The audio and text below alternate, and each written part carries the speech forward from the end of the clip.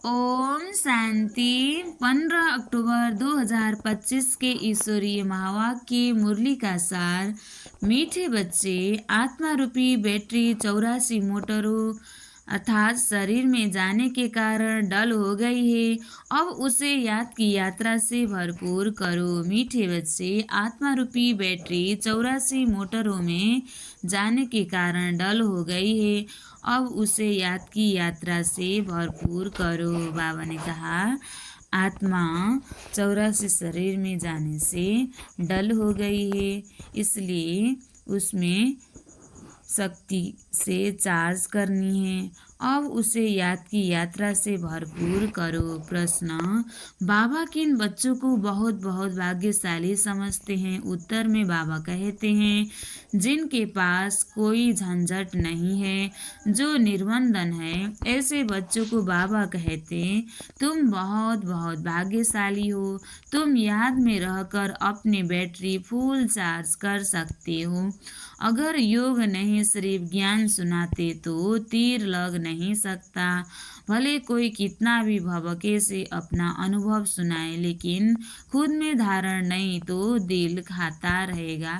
अच्छा, मीठे मीठे सिखलते बच्चों प्रति माता पिता बाप दादा का याद प्यार और गुड मॉर्निंग। रूहानी बाप की रूहानी बच्चों को नमस्ते। हम रूहानी बच्चों की भी रूहानी बाप दादा को दिल से याद प्यार और गुड मॉर्निंग। नमस्ते बाप दादा, नमस्ते नमस्ते नमस्ते। धारणा के लिए मुख्य सार 1 नंबर, हम मीठे बाप के बच्चे हैं। आपस में मीठे बहन भाई होकर रहना है। कभी भी विकार की दृष्टि नहीं रखनी है।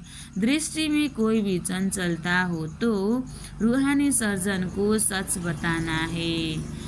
दृष्टि में कोई भी चंचलता हो तो रूहानी सर्जन को सच बताना है। दूसरा, कभी भी आपस में मतभेद में नहीं आना है। फराक दिल बन सर्विस करनी है।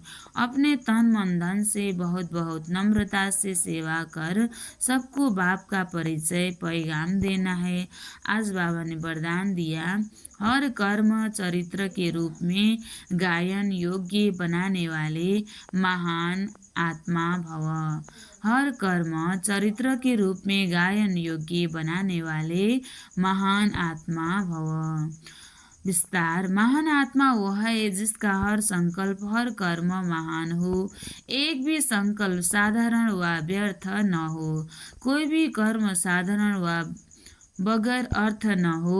कर्मेंद्रियों द्वारा जो भी कर्म हो वह अर्थ सहित हो। समय भी महान कार्य में सफल होता रहे, तब हर चरित्र गायन योग्य होगा।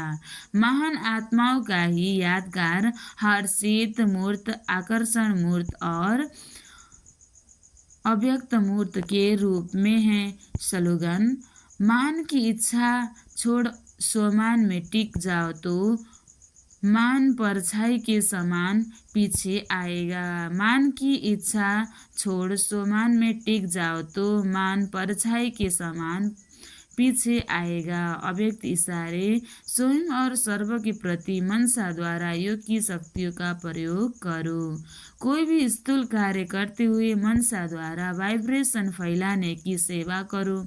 जैसे कोई बिजनेसमैन है तो स्वप्न में भी अपना बिजनेस देखता है, ऐसे आपका काम है विश्व कल्याण करना। यही आपका ऑक्यूपेशन है।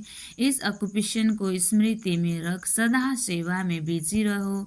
यही यदि सेवा का फल मिल जाए तो माया चीज सहज बन जाएंगे। इसलिए जब भी बुद्धि को फुर्सत मिले तो सेवा में जुट जाओ। अच्छा, ओम शांति।